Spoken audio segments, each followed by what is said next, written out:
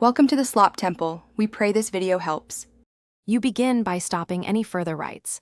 Unmount the affected device or disconnect the network to preserve evidence and data. Once done, document who accessed the system, exact timestamps, device ID, and the Elmwood Trail location to keep the chain of custody clear. Make sure to have a spare drive at least the same size as the original and ready the imaging and checksum tools. You start imaging immediately to capture a bit-for-bit copy while preserving the original media for later forensic steps.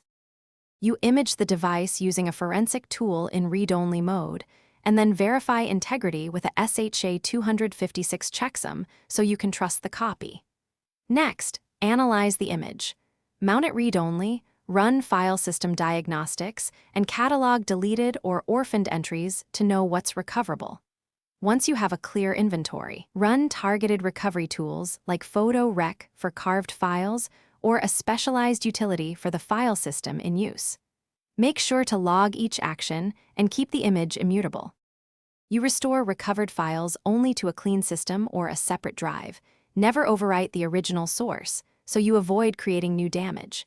After restoration, validate by spot-checking file contents, comparing checksums where possible, and ensuring permissions and ownership are correct for Elmwood Trail users.